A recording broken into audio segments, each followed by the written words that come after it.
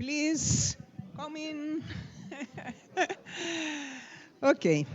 Now we'll have the invited talk of Iracema Cavalcanti on the main features and life cycle of the South American monsoon system, but from the point of view of the models. How do the models represent this life cycle and these main features?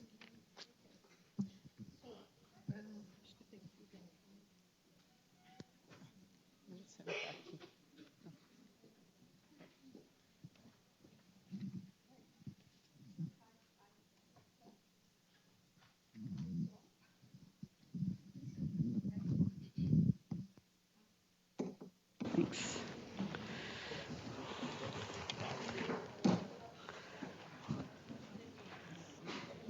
Well, we saw the observed features of the South American monsoon system, and now I'll show how the models can reproduce the features of SAMs.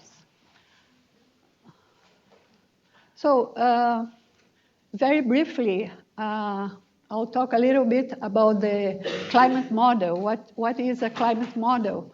The climate model has many programs which contains many equations related to the physical and dynamical process. So in one model, we have the dynamical process related to wind, pressure, temperature, and the physical process related to radiation, convection, surface process, and chemistry process that are related to reactions in the atmosphere. So all processes that exist in the atmosphere need to be included in a model. And in the models, we have many interactions between atmosphere and ocean, atmosphere and the land, and many processes. So it's a complex system, and we have many different kinds of models. Atmospheric models, when the sea surface temperature is observed, coupled models when there is interaction between the atmosphere and the ocean, and Earth system models, which include many processes. So I will be showing some results of the atmospheric global circulation model of CPTEC-INPE, an Earth system model that is HADGEN2, regional ETA model, and some CMIP5 models. Here is one criterion for defining the regions. Manuel and Alice showed some criterions to identify the regions of monsoon. But this is one criterion by Wang et al. That the difference between the summer and the winter must be 2.5 millimeters per day. And then we have these regions for the SAMs.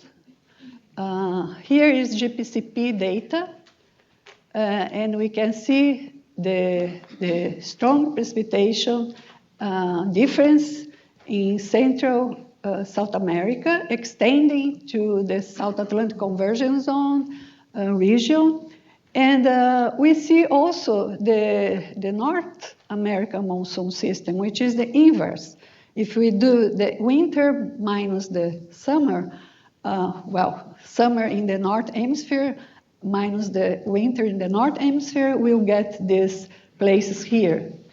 Here is how the CPTEC model reproduce these regions. And we see that it reproduces quite well for an atmospheric model.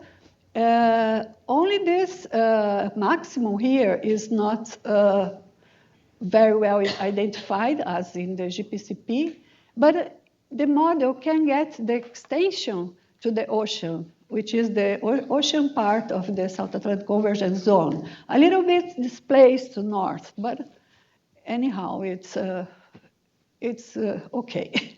Here is GPCP again, but in other periods. Here is 1981 to 2010, and here 1981 to 2005. Even if we change the climatology, we see that there are some differences between the two regions. Not the regions, but the intensity of the difference. And I did this because the HADGEN to ES and ETA, I did with this period of 81 to 2005. That is the historical period of CMIP-5. And we can see that this Earth system model can get quite well this maximum here and also the regions. And the ETA model, which is the regional model with this model in the boundaries, lateral boundaries, represent this region here, but miss this southern part of the South American monsoon region. The boundary conditions of the ETA is from HADGEN? From HADGEN, yes, yeah. So here, only to show some other models of CMIP-5, we have here GPCP and the ensemble of these 5 models. And here again, HADGEN, S0, which is the Australian model of CMIP-5. These 2 are from Japan and this from France. And we see that there are some differences in the regions, but the main feature, which is this difference, maximum difference here in Central South America, is reasonable, well represented by the models. So we know that the models have to reproduce the annual cycle. And then here in black is the observed GPCP, which many of you know it is a set of data that's a combination of satellite data with the pluviometers. So it shows the precipitation over land and over ocean, and is a very good set of data to work on.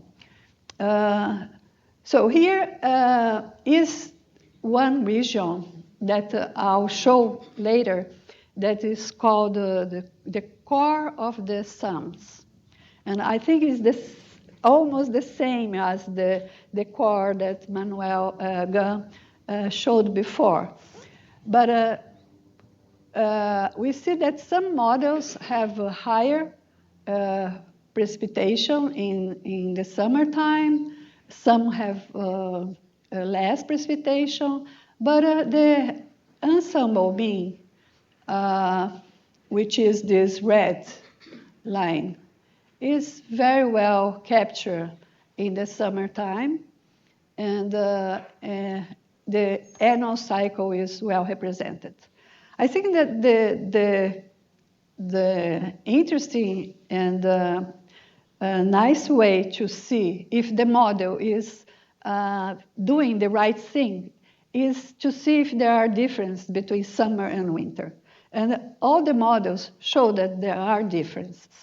Only the intensities are not so similar, but the differences are there. Here is the interannual variability, only to show if the models can get the variability here almost at the same scale. because we don't expect that the model can reproduce the interannual variability each year, but the size of this variability is well captured. The only one that is out of this variability is the Mirok, which is one of the Japanese. But the models can get this difference between summer and winter, because in the winter, in this region, there is a very low precipitation. And then in the summer, higher precipitation. Now I'll show some features reproduced by Hadjen, which is an Earth system model. And one of these is this kind of dipole that is very known feature over South America that's related with the variability of the South Atlantic convergence zone. And when we have more precipitation here, we have less precipitation here, and vice versa. And this, I'll show later, that is the main mode of variability of precipitation in South America. We see this kind of dipole and also an opposition of anomalies between this region, South Atlantic Convergence Zone, and the Northwest South America. So here is GPCP in these two, January and July. And we see that the model here is observed, and the model is here. We see that the model can represent well this change from 1 month of summer and 1 month of winter. And what about the humidity flux? This is the vertical integrated humidity flux that's very much related to the monsoon. So we have this is era interim in these two panels, and the model is here. So we see that in the summertime, we have the flux that comes from the North Atlantic and goes to the south, to the southeast. And then in the winter, the flux is to the north to feed the North American monsoon. And we have this flux here, and also in the winter, we have this flux here to the south, to feed the south. Because in the winter time, we have the very intense precipitation also in the south of Brazil. And the model can reproduce very well this humidity flux. You see here is coming to the southeast, and here is going to the north. And we can see more how there is this progression of humidity flux. Here is a cross-section in 850 hectopascal at the equator. And then here you don't need to look the year, because this is climatology. Climatology is not the year. I forgot to remove this. But we can see in January, we have flux crossing southwards at the equator, and look the longitudes between 50 and 75, and then February, March, May, and in May, it's starting to reduce this humidity flux, and in June, we have almost nothing, very little in both sides. And in August, the northward flux starts to be stronger, and then September, October, and here we see that the longitudes are more to the eastern side. And then in October, November is the crucial month again to change to south. Okay, so in June, here in June, very small, and in November, in October, very small too. So there are 2 months of transition to keep the flux from the south or from the north. Okay? And the model here is how the model reproduces this. And we see that the model reproduces quite well the changes and also the displacement of this humidity flux from the north to the south and from the south to the north. Here to show the low-level circulation in era interim, January and July observed, and the model. And we see that the model can get the main features, the subtropical highs, and in July we see the elongation of this subtropical Atlantic high. At high levels, this was already shown before, the Bolivian high and the Atlantic trough and the westerlies in July. And here is the model. The model represents very well the Bolivian high and the Atlantic trough, and also the changes in July. Now I'll show some features of CMIP5. This is an average of 29 CMIP models. And this line, black line, is the observed. And then this is the region I told before, where the precipitation difference between summer and winter is 2.5 millimeters per day, or more than this. So this blue color represents the ensemble of these 29 models. And we see that the models miss a little bit in the south and a little bit in the north, even in the North American monsoon. But in general, the models can represent the main region, at least. Here is some extremes that were made in this CMIP5 models. Here is 21 models.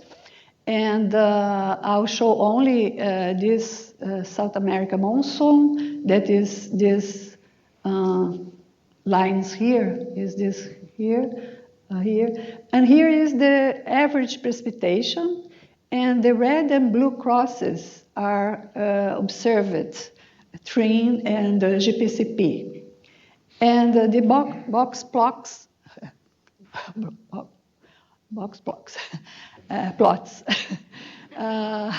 represents this kind of percentiles. And we can see that the models here are close to the observed. So the median here is close to the observed. Here is the 5-day precipitation the maximum day precipitation totals, which is another index of extreme precipitation. And also the models are covering where the observed precipitation is. And here is the SCDII, which is the Simple Precipitation Daily Intensity Index, and is also very close. And here is the consecutive dry days. And the observed is in the inferior part of this box plot. And I'll talk about this in the other slide, because it's too small. And here's the onset and demise.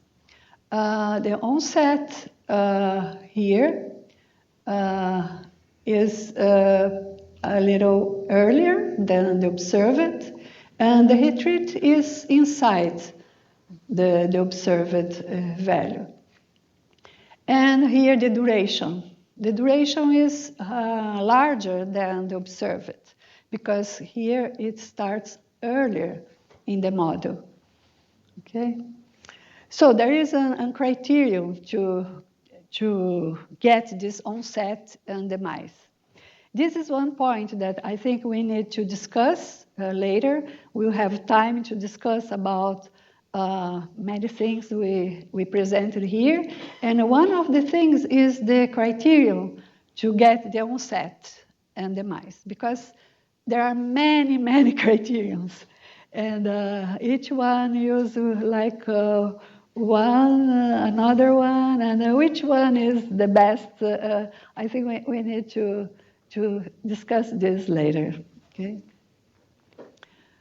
So here I'll show some features of our model, that is CPTEC-INPE. Is an atmospheric model. And here is the main mode of precipitation of GPCP. That is identified by the first UF of precipitation. And here is for January only, because January is the peak of the monsoon. And then, do you remember the two opposite regions here related to the dipole and the opposition here?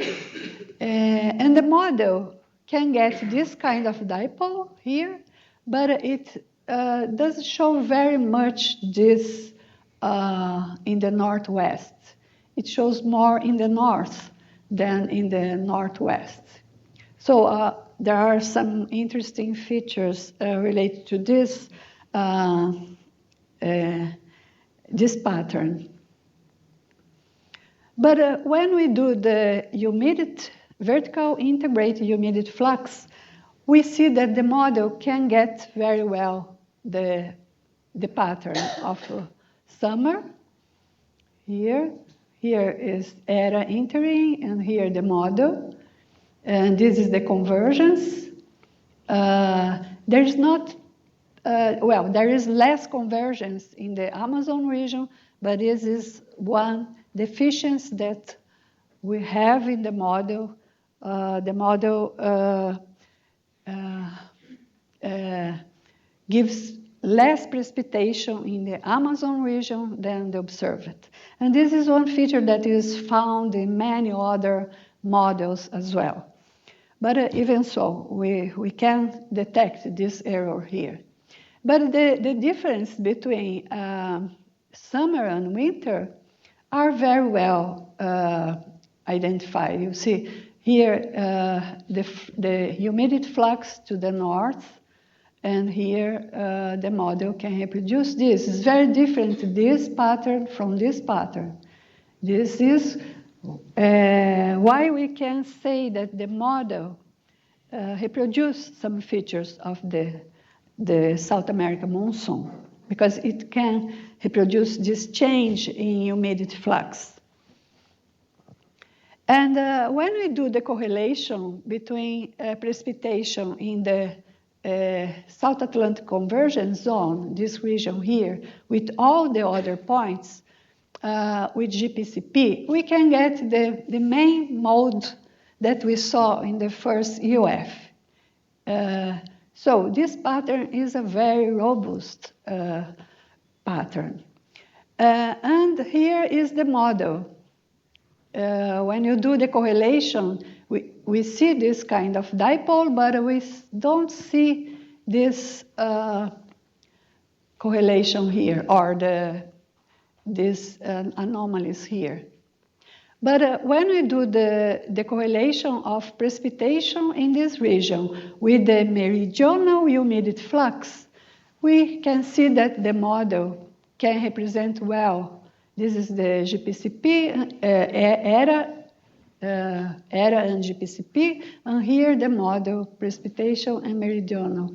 So you can get the flux from the north, flux from the south, converging in this region here.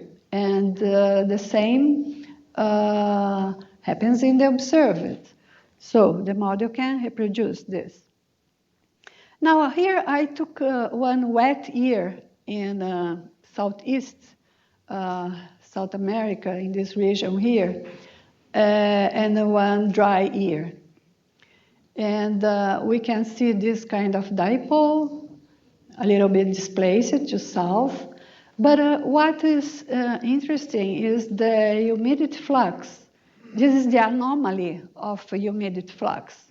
And in this wet year, we see this cyclonic circulation related to the humidity flux that's similar to what Manuel showed and Alice showed also in some analysis of precipitation here.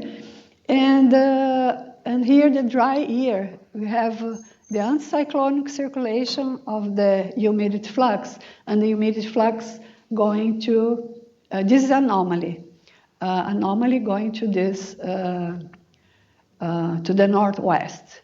So this means that in this case, there is more humidity flux coming to the region, and in this case, there is less humidity flux coming to this region, which is consistent with the wet and dry. So the model is okay with this.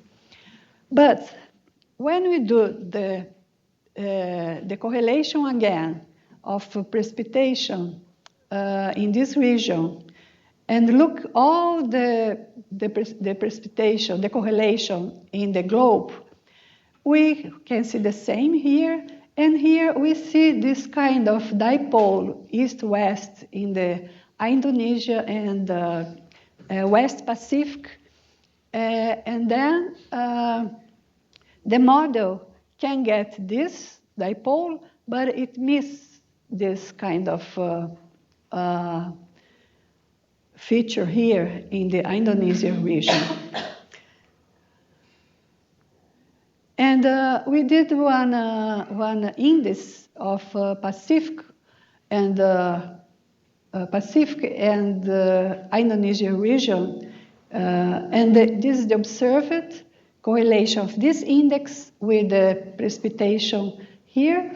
And the CPTEC, when we do this, we can see the same opposition between the southeast and northwest. But the model reproduced this because the correlation very close, but doesn't do anything with the South America precipitation pattern.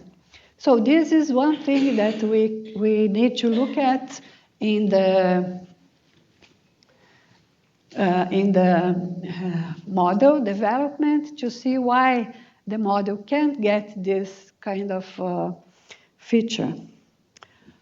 Now I'll show some analysis that we did with this model related to the South American monsoon. And we did analysis of these 5 regions. And then this is the region that we found I think it's very similar to the region that Manuel showed. I think he showed 65, 60, and we put here 55, 65, and 10 to 15. And we found that this region is the core of the monsoon. I'll show you why. Here we did the annual cycle of precipitation in all these areas, but I'll talk only about this area 3, which is the monsoon core, and only to see to show how the model behaves in relation of precipitation in that specific area. So here is I'm showing the old CPTEC model and the new, or almost not new, but the version that we used in this work.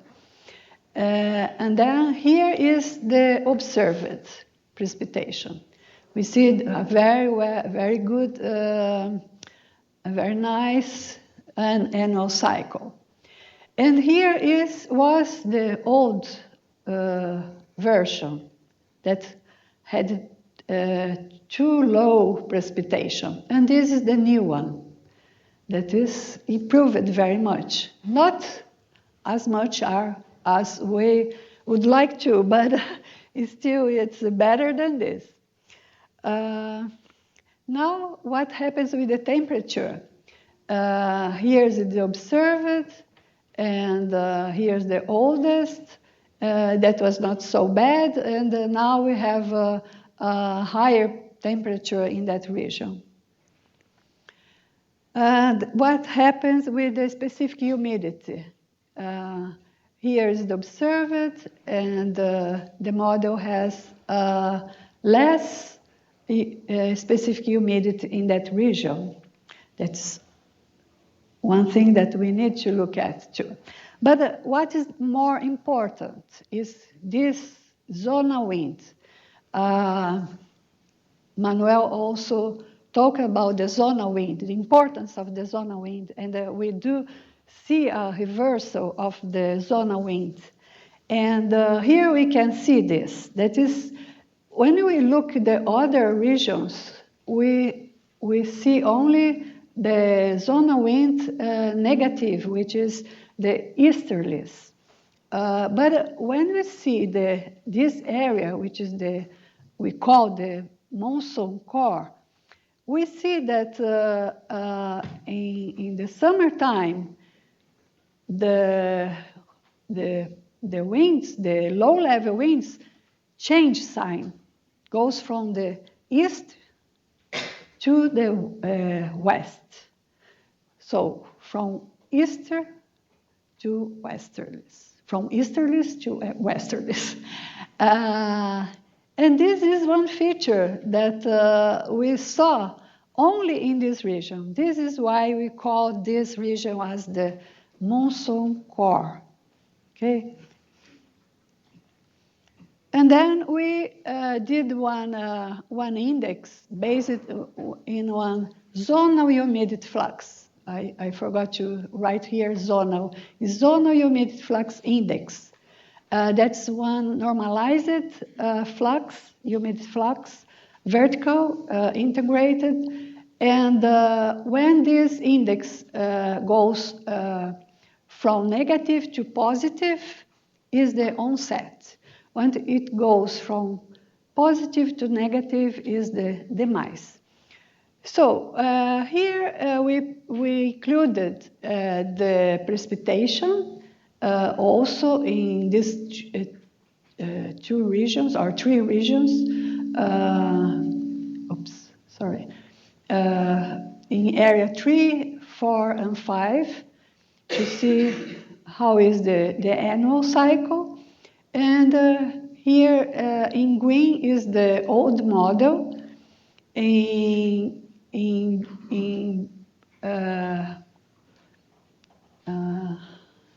This here black circle is the INSEP data, reanalysis data, and red is ERA interim data, and the model is this 5 members and the ensemble too. So we see that even with the reanalysis, if we get NSEP reanalysis and ERA interim reanalysis, they show different onsets and demise. And when we look comparing with the models, we see that the onset of the model, this new version, not new, almost new, is late than the, it's very hard about this. Well, I'll pass this because it's not too good.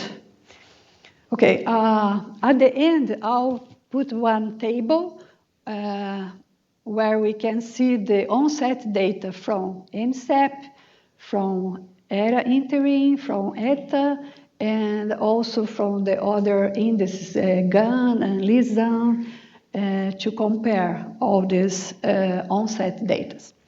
But here, only to show the onset, how is the feature that we can see in the model compared with the observation, that we can see that the configuration, the pattern change to be an onset period. So here is the difference between onset and 5 pentads before the onset. And here is wind at 850 and the sea level pressure. And here is the model, and here is the, I think so, ERA interim. Acho que está dando here. Yeah. It seems that the model is on the left column. Model is left. And the right is ERA interim. Yeah, okay. I'm not looking here. But yeah, here is the model, and here is the ERA interim. So here we see that there is a reduction of pressure, sea level pressure in the model, and is showing the observed, not exactly the same, because we don't expect that the model 5? 37 no meu. 37 no meu. Tudo bem. And here is the humidity flux and convergence.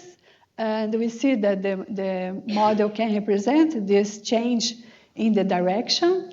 And the omega, we see that the model missed this kind of difference in the South Atlantic convergence zone, because in the ERA interim, we have this ascent motion, and in the model, we have a very little here.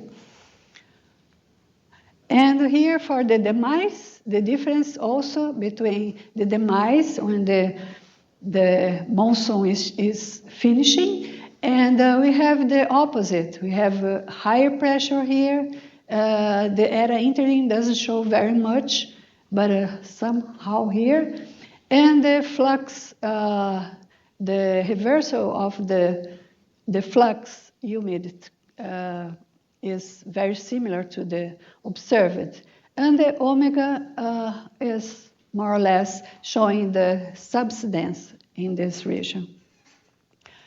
So just I think it's the last model I wish to show some with the ETA regional model.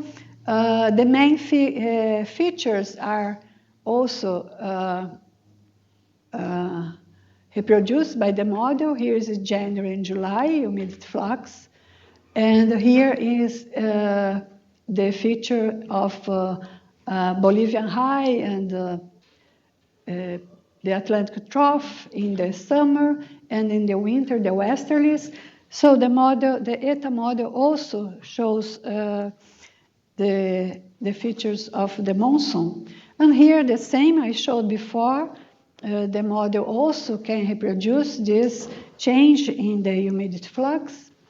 And here we did the same with the ETA model that we did before, with the global circulation model, and we see that the model can get the reduction of pressure in the onset and the increase of pressure in the demise. And here is ETA and ERA. We see that the model can reproduce well this feature, and here in the demise too. I'm running because my time is going out, but it's running out. And here I put this table that is a summary of what the model does. And here is the conditions, 3 conditions, and the onset of each condition, and the average. And we see that the model identified the onset and painted 66, which is too far from the observed, that is 60 for the reanalysis and 62 for the ERA interim. And Gunn et al. With reanalysis of INSEP found 58, and Silva and Carvalho with Lisa got 61 with reanalysis INSEP, which is very close to reanalysis INSEP. But when we did we see that this is related to the onset in late October, reanalysis in the beginning of November, so you can see here. But the demise, let's see the demise. The demise, the model shows 15, and the observation 16 from ERA, and 18 from INSEP. And Gunn et al. 22, and Silva and Carvalho 24. So it seems for the demise, the model is getting better than these 2 indices, but to the onset, the other indices. So I think it's one very interesting subject that we can discuss later. Okay, and here is the ETA model. It gets the onset 62, ERA interim in this period. You see that it varies also with the climatology. And the demise 15 and 17. So as a conclusion, let's see my time here, 42, okay. As a conclusion, we see that the global and regional models are able to represent at least the main features of SAMs, but there are deficiencies in intensities of some variables. The humidity flux index, we see the onset in this SAM score. That is maybe another thing we can discuss later about the pre-monsoon and the monsoon, and the discussions and future development that will lead to the discussion, only to be thinking about is the relation of humidity flux in this core and precipitation in Southeast Brazil, the role of land surface process and soil moisture, evapotranspiration, fluxes. I think it's one good things there are good things to discuss, and analysis of the another climate simulation by the new CPTEC model, which is the Brazilian atmospheric model, BAM, and the discussion of the criterion, and the analysis of the onset and demise to the subseasonal to seasonal hindcasts. That I think it will be a very interesting set of data to analyze too. Thank you.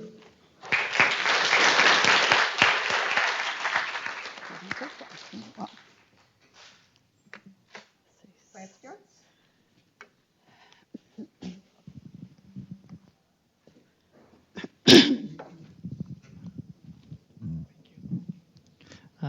Thank you for your presentation.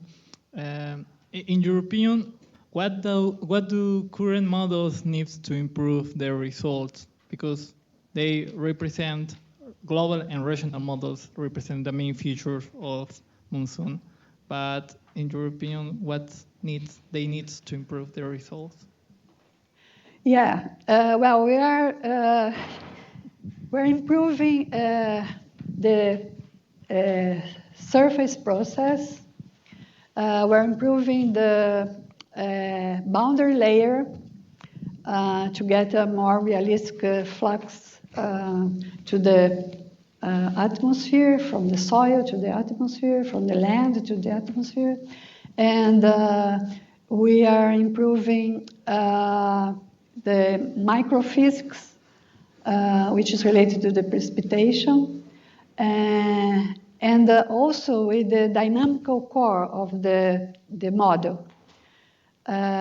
So we expect that the next Brazilian atmospheric global model, which is BAM, could be improved in these aspects, that this model has the deficiency in this model.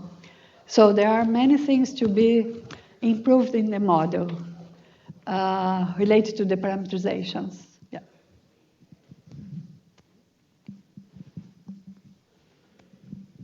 Hi, Iracema. Thank you for your presentation. I have two questions and one suggestion.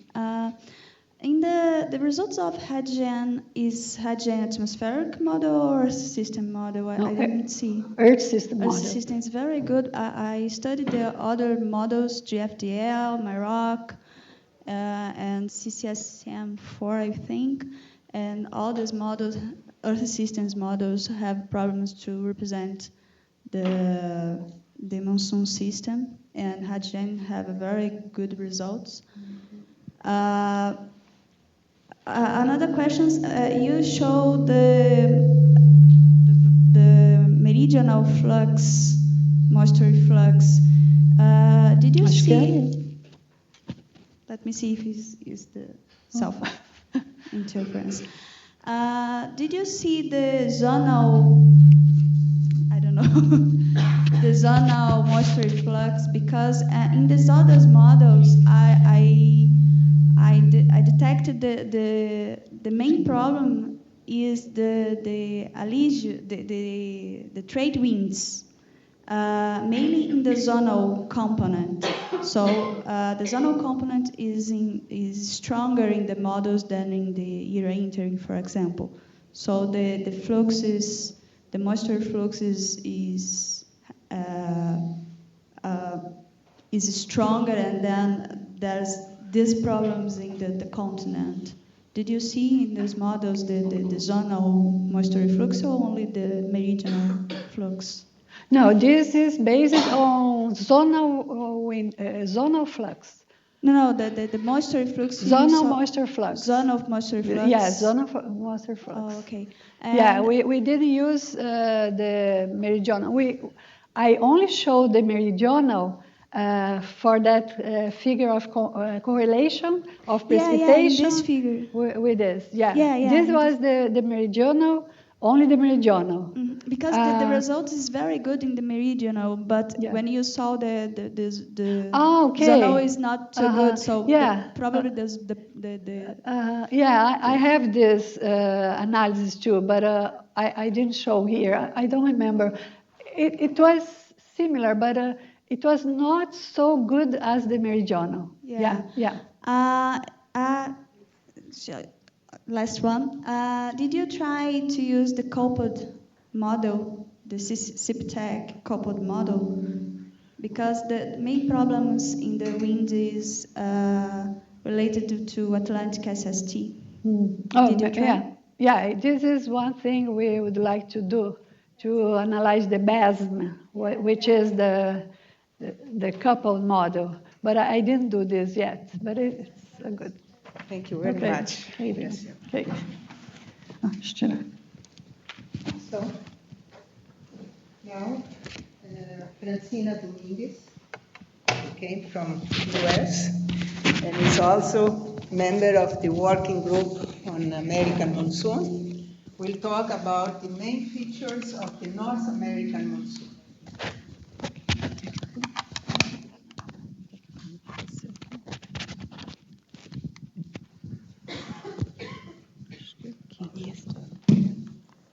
How did you get this?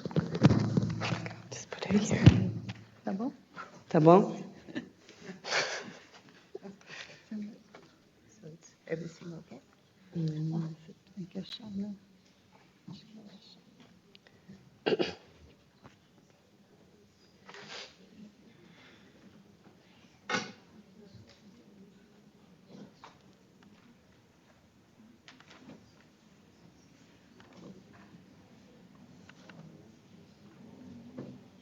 Okay. Can everybody hear me okay? Thank you very much for the invitation. I know you worked very hard to get this together. And so I'm here in representation of the Northern Hemisphere with Teresa Cavazos. And this is, so I'm going to talk about the North American monsoon.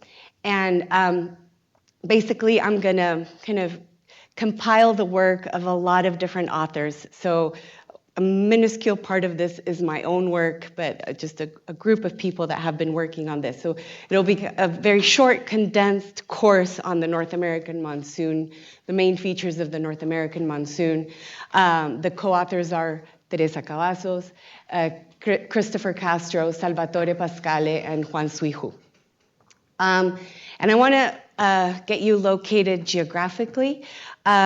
So that's the region of the North American monsoon. The main region is what you see here with the hatching, which includes northwest Mexico and southwestern United States. And I think in comparison to the South American monsoon, there's kind of more intricacies, like small-scale features that are critical. One of them is the Gulf of California here to the west of the core monsoon region. You have the Gulf of Mexico, which is also a key feature for the monsoon. The Sierra Madre Occidental that just kind of goes into the Rocky Mountains, so this high altitude feature here. And I'm going to be talking a lot about these different things as we go on, okay? Okay, but again, so the core monsoon region is here, west of the Sierra Madre Occidental and into southwestern United States. Okay, so I'm going to divide this into three parts. One is just basic climatology. The other one is variability, which I'll go from the diurnal cycle, mesoscale, synoptic scale, intraseasonal, interannual. Okay, so I'm just going to go onto all these different scales. And then changes, both changes that have been observed, and what are the changes that are expected in a future warmer climate. So let's start with the climatology. So North American monsoon precipitation accounts for more than 60% of the total precipitation in the core monsoon region. And when I say the core monsoon region, I'm talking more about this region in northwestern Mexico, okay? Although this tongue, again, extends into the southwestern United States, you see that the intensity in the United States is significantly less than that in northwestern Mexico. Here you have regions with 70, 65, 60, all the way to 45% of the, okay, I should have said this before. This is July, August, September precipitation divided by the total Okay, so that's what percentage of the total precip is in the summer, North Hemisphere summer season. Okay, so that's kind of how we see the analogy between the North American and the South American monsoon in terms of kind of this, how important warm season precipitation is for the total precip. Something that I do want to highlight is that the authors of the original papers are going to be here, so that if you want more information, just keep that in mind. Okay, so that was the kind of the climatology. I want to explain to you how this system progresses throughout the season. So this is May, June, July, August, September, October, November, December. And what you see is that the signal of the precip starts in June here in southern Mexico, and then it just kind of progresses up in intensity in July, August. So July and August would be the most intense parts of the NAM. And then in September, it starts receding south again, and this is already, we're out of the monsoon season come October on ahead. You can also see the progression, the seasonal progression geographically. This is averaged over southwest Mexico. So this season, this area here, and you see the onset in early June, okay? Look at the intensities. We're talking about 7 millimeters a day in the most intense region of the monsoon. And Iracema, where you were showing, where's Iracema? I lost her. Oh, okay. You were showing like 10, 11, so that's off the charts here. So the South American monsoon is much more intense than the North American monsoon. And in the graph that Alice was showing this morning, she showed the Indian monsoon, the South American monsoon, then the little baby, that's the NAM. So it's much less intense than the South American and the Indian monsoons. Nevertheless, it's critical for the ecosystems in the region. It's critical for water resources in this region. And the ecosystems in the Sonoran Desert of southwestern United States completely depend on this summer precip for their well-being. Okay, so again, so this is southwest Mexico. Then you go up, northwest Mexico, and then you see later onset. Okay, and then Arizona, New Mexico, way up here, and you see much later onset and much less intensity. So it goes from higher intensity to lower intensity precipitation, okay? So think of it as a pulse of precipitation that goes north, but in its northernmost extent, it's much less intense. Okay, and just like Manuel Gan showed this morning, the Bolivian high that migrates and is a characteristic of the South American monsoon. The North American monsoon also has the equivalent, which is the monsoon, we call it the monsoon high. And it's related to enhanced heating over the elevated terrain. And so this is May, where you don't see it. Here you see in June, and then it migrates northwest. Okay, so here, this is all, again, sorry, this is 200 hectopascal streamlines. So it's moving northwest, and then it starts migrating south. I don't have it for September. But just like you have the Bolivian high moving like north to south, then here it's south to north, because it's the northern hemisphere analogy. Underneath the streamlines, you see the winds. And something that's very important for the South American monsoon, for the North American monsoon, is the low-level winds associated to the jets, to the low-level jet. So this is the Great Plains low-level jet, and this is the Gulf of California low-level jet. So those two features are also very important for the North American monsoon at lower levels. So that's 925 millibars. Okay, so a lot of studies have been focused on where does the moisture for the North American monsoon come from? And until the late 1990s, the basic picture that we had was that upper level moisture came from the Gulf of Mexico, crossed the topography of the Sierra Madres, and came into the monsoon region, whereas lower level moisture came from the Gulf of California. Okay, so you have these two kind of streams of moisture, one at upper levels and one at lower levels. But then in 2003, Basilovic et al. Did tracer studies with a global climate model, so like the ones that Iracema was talking about, but with water vapor tracers. So you trace the water within the GCM and figure out where that water goes. And they suggested that a very significant part of this came from North America, from terrestrial sources, okay? Evapotranspiration from within the monsoon region, or in this kind of broader region. One of the issues is that this GCM had a very coarse spatial resolution, so it didn't have the Gulf of California, so there's some features that it couldn't represent very well. So in 2015, my student and I used this dynamic recycling model. So this is a very simple analytical model that allows us to look at sources of moisture for different regions. And we did a 30-year climatology of precipitation using reanalysis data. This is a North American reanalysis data. With this model, it's called the DRM.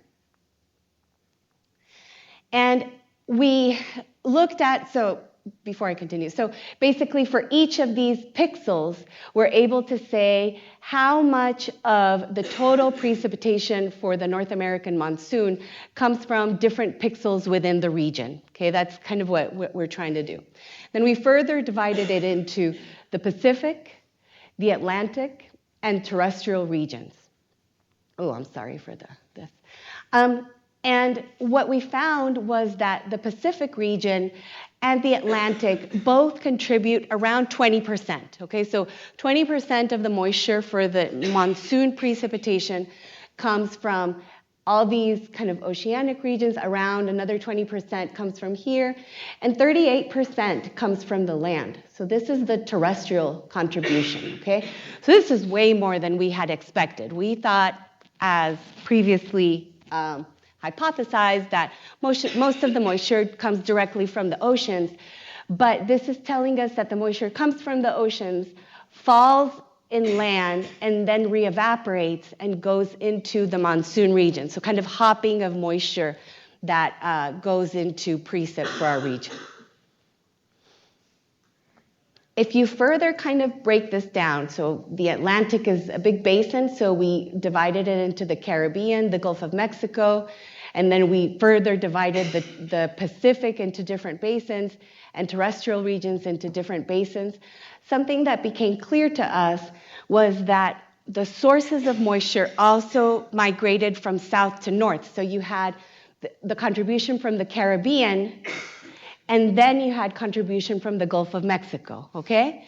The same was true for the Pacific. And this was also very interesting to us that the Central America was contributing to monsoon moisture early in the season. And then, so you had the green is the local recycling. So this green is coming from the monsoon region itself, okay? But what does this mean? It means also that you have this northward migration of the moisture sources, okay? And it's cool to see how important, for us, this was interesting because I'm a land atmosphere person, to see how important is our sources from Central America and southern Mexico to monsoonal precipitation. Okay, now we go into variability. So how do these storms form? What you're seeing here is a cartoon of a cross-section here, okay? So you have the mountains, the Sierra Madre Occidental, this very green region of the lower plains, and then the Gulf of California. So if we look at the diurnal cycle of precipitation, around 11 a.m. local time, you start having convection up in the mountains, okay? By 3 p.m., this convection is a lot deeper. You have mixed phase clouds. All these asterisks are mixed phase microphysical processes. And you have the migration of this convection towards the ocean. So it's going like this. By around 7, you have organization into mesoscale convective systems. So these kind of isolated cells kind of merge and form very large MCSs that, again, move toward the ocean. And again, very deep systems here. And then after 1 a.m. local time, these storms just kind of dissipate. Okay, so that would be a characteristic. Not all convection, of course, undergoes this cycle, but when convection does organize into MCSs, this is more or less what'll happen. Okay, so, oh, sorry, how do I go back? Anyway, that information came from a field campaign called the NAME Field Campaign. So I just kind of wanted to highlight the importance of field campaigns for better understanding the detailed processes that are perhaps not well captured by the models. So that was just a pitch for field campaigns. Okay. In terms of land-atmosphere interactions, this is a paper in Nature Geosciences by Findle et al. And what they were trying to figure out was, is the occurrence of convection somehow related to the surface fluxes early in the morning, okay? So which are the regions in North America where the occurrence of afternoon convection is related to evaporative fraction, or kind of the ratio of latent heat to total latent sensible heating? And they found that here in the North American monsoon, there's a very strong signature where if you have strong evaporation, that convection is linked to strong evaporative fluxes in the morning, okay? So kind of talking about the importance of these local sources again. This is a recent study by my group, and these are pretty cool. These are water vapor tracers within the Worf regional climate model. Okay, so like Iracema was talking about, you have the global climate models, but regional climate models are limited area, and we can put water vapor tracers in them. And what I'm doing here is tracing the water that evaporates from the core monsoon region. So this is climatological evaporation from the region. And then figuring out how that moisture comes back, or if that moisture comes back to precipitation. And what we find is that about 13% of the moisture comes back, of the North American monsoon, comes from direct evaporation from this region. This is the precip, and you see it kind of tied to the mountains, to the west side of the Sierra Madres. Another thing that we see is that this moisture is very efficiently precipitated. So what that means is that water that comes from evaporation has a higher chance of raining back as precipitation, that moisture that comes from other sources, okay? So kind of a strong local cycle of evaporation and precipitation.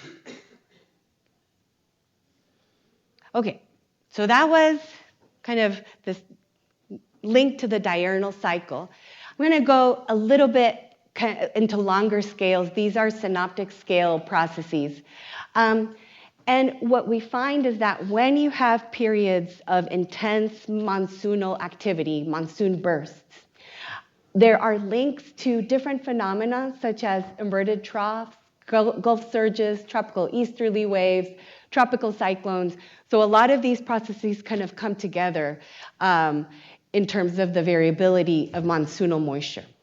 So inverted troughs are these disturbances that move, and I'm depicting it here, they move from east to west, and they're associated with quasi-geostrophic vertical motion, vorticity, advection, and they're riding a lot close to the monsoon high. So this, sorry, not close to, in the southern edge of the monsoon high, And when you have inverted troughs that are passing, this convection that starts in the mountains has higher likelihood of organizing into MCSs than if the inverted troughs were not there. Okay, so these inverted troughs are linked to organization of convection, and they can lead to severe weather in the region.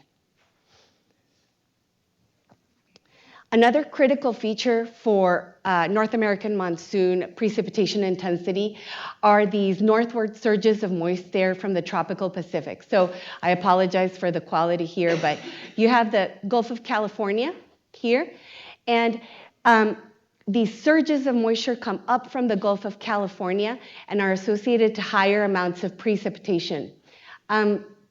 And you'll see them, these are kind of strong surges. You have this high amount of precip in this region, wet surges. And they're also linked to storm systems that can pass through here. I'm gonna talk a little bit later about tropical storms. But the passage of those, the remnants of that moisture can get kind of channeled through the Gulf of California and affect precipitation throughout the region. And tropical cyclones, okay? So this is the third mechanism that I wanted to hit here. These are tropical cyclone tracks. This is work by Wood and Ritchie, and then this is some earlier work by Ritchie et al. 2011. So these are all the tracks of tropical cyclones.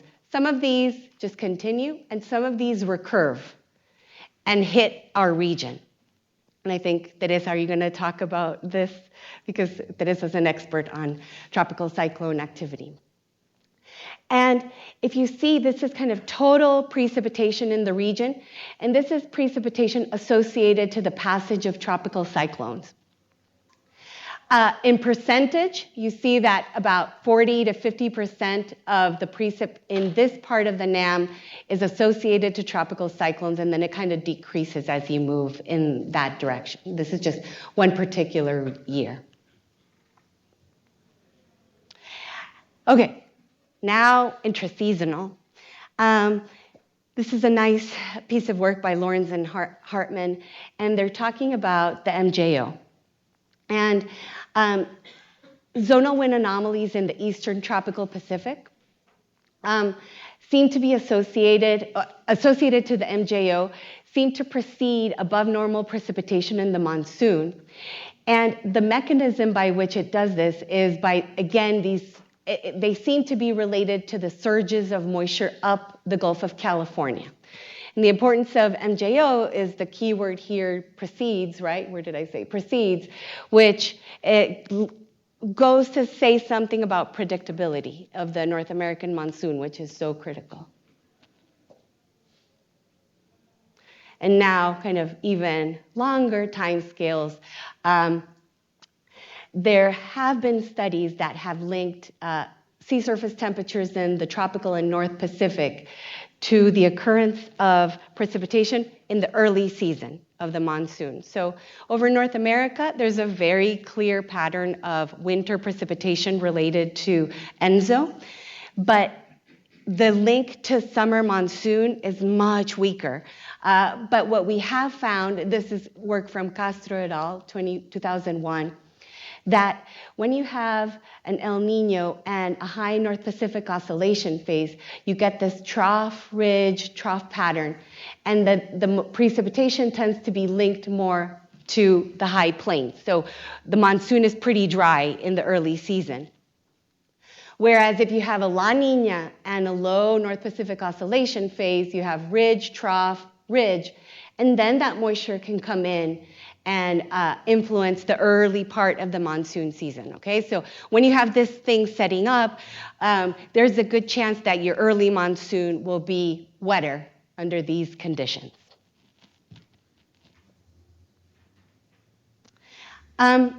Another critical aspect is the land sea temperature contrasts. I think, where was it? I don't remember which one. I think it was Manuel that was talking about the contrast between the land and the ocean and how important that was for monsoonal precipitation. And here, Turrenta and Cavazos have shown that land-sea temperature contrasts are associated to moisture flux convergence, okay? So when you have these contrasts that are larger, you have more of a pressure gradient. So surface pressure gradients along the Gulf of California that bring in that moisture, and you have a lot more convergence of moisture with more intense temperature contrasts.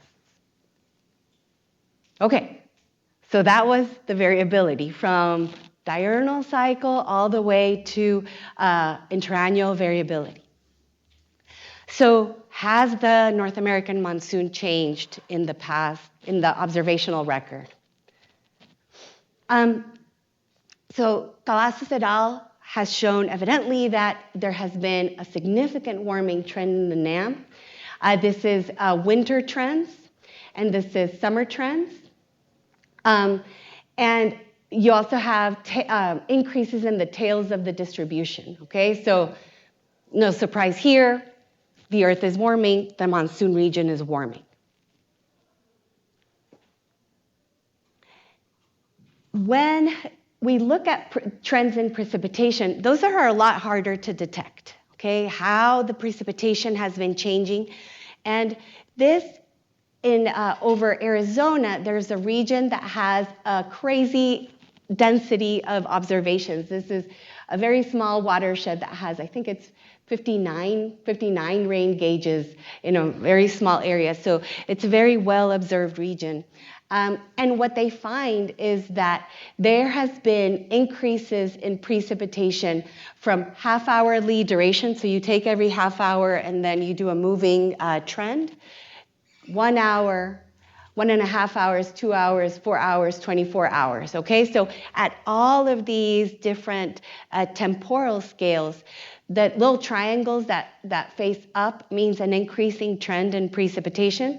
If they're shaded, it means statistically significant.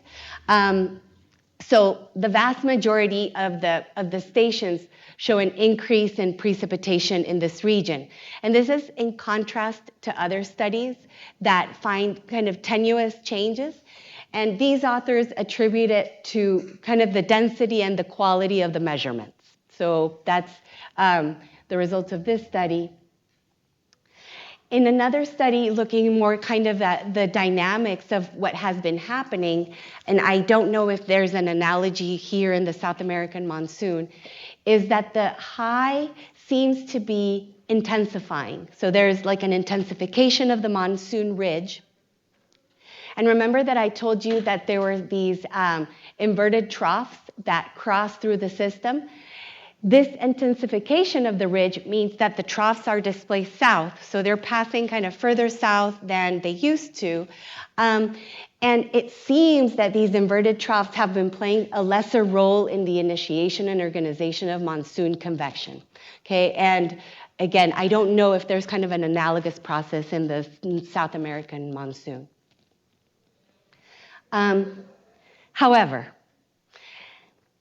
there has clearly been a long-term increase in atmospheric moisture and instability, and this has kind of led to an increase in extreme monsoon precipitation. So this is something that we keep seeing over and over, that even if you don't see everywhere changes in mean precip, most studies find changes in extreme precipitation over this region. This is observed 24-hour, so daily precipitation. So this says that precipitation is becoming more intense within the context of the diurnal cycle of convection, okay? So just kind of more instability, more moisture availability. So this is just my friend Chris Castro speaking to me over the phone. So NAM rainfall is becoming more thermodynamically dominated. It is more phase-locked to the terrain, and there is less tendency to organize and propagate. But when the fewer inverted trough events do help organize the convection, now those events tend to be more intense because they're occurring in a more favorable thermodynamic environment, okay? So this is kind of the evidence that they're seeing from this region.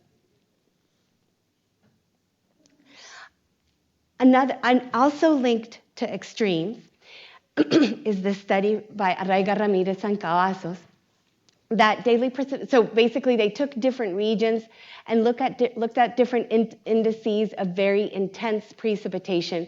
And this is for Arizona, New Mexico, and this is for the monsoon, the Mon region. And they find that there's a significant occurrence of positive trends in extreme precipitation in mainly in northwest Mexico, mainly due to tropical cyclone activity. So kind of again, intensification of the tails of the distribution. Okay, that's observed, okay? That has already happened. Now for the future. So analysis of CMIP-5 GCMs shows significant declines in early monsoon precip. So here again, I have May, June, July, August, September, October. And these are differences between 2080, 2099 versus historical. And what they find in these studies, and there are several studies that have shown the same thing, is that there's a decline in early monsoon season, so browner, and an increase in late monsoon season, so this greener precipitation, okay? So related to what Iracema was saying about the onset and demise, there seem to be changes in that way. Something that is very robust and that has kind of really important socioeconomic consequences are that the projections for the 21st century indicate a strong, coherent decrease in precipitation over Central America. Okay, so this is quite a robust result. It's not like core monsoon region, it's more south, but it is related to our system and the models. So this is the agreement of the models. This is the older generation, but it's the same result for the newer generation that shows decreased precipitation over Central America and the Intra-America Seas region. Okay, I want to make a pause here because this is related to one of the questions that the audience had about kind of the problems with the GCMs and where we should improve the GCMs. This is a very recent study by Pascale et al. 2017. And all of these studies are saying decrease in the early season, increase in the late season. But these studies have problems with SSTs. They have problems accurately represented sea surface temperatures that impact the monsoon. When you correct SSTs, there is basically a decrease in monsoonal precipitation. So when you minimize these biases, they project a reduction in monsoonal precipitation over the southwestern United States, contrasting with previous multi-model assessments, okay? So, you know, be careful when you use the models. They have problems, and those inherent problems will impact your results, of course.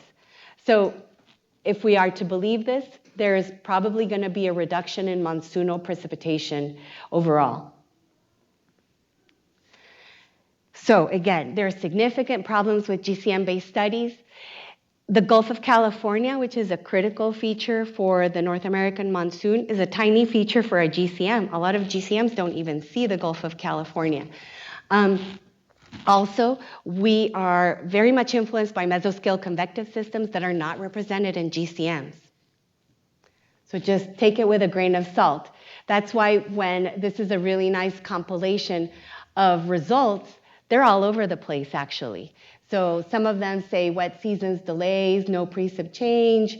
Others don't say that. So, you know, there's a lot of disagreement for the North American monsoon. And a lot of this disagreement is based on the deficiencies of the GCMs and how they represent NAM precipitation. Okay, so kind of to conclude here, the changes in the North American monsoon.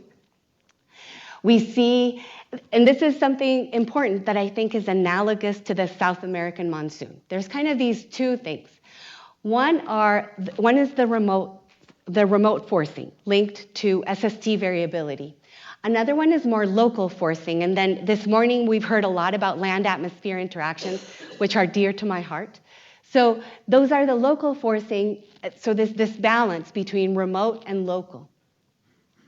Some of the projections and observations of changes in the North American monsoon are the expansion and northwest shift of the ridge. So this, the high, is kind of moving and becoming more intense. The southward shift of the upper level inverted troughs, so whereas they were here before, now they're shifted south. Strengthening of the remote stabilization due to higher SSTs. But all of this is occurring on a background of more favorable environment of precipitation for convection, okay? Just the atmosphere is just becoming moister and unstable. So that's why we have this kind of bigger clouds and lightning. A lot of these have question marks. What about the local processes? What about the surges? I didn't talk at all about tropical easterly waves, but those are important. So we have a ton of questions about what's going to happen in the monsoon in the future, and we need to get our tools up to speed to be able to answer these questions because we're still not quite there yet. So based on that and kind of also to have ideas for future discussion, so there's an urgent need to address systematic SST biases in GCMs and enhance realism of their land surface parameterization. So this echoes what we were just saying about the South American monsoon. What will these large-scale shifts implicate for the transient weather systems, right? I mean, these are weather systems. What's going to happen? What's going to happen to the diurnal cycle of convection? And then in terms of intra-seasonal, interannual variability, the response of greenhouse warming to the MJO, to ENSO. We had the talk this morning about ENSO in a warmer climate. So how will that impact the monsoons? And I think these pretty much could be both for the North and the South American monsoons, questions that are still yet to be answered. And that's it. Thank you so much.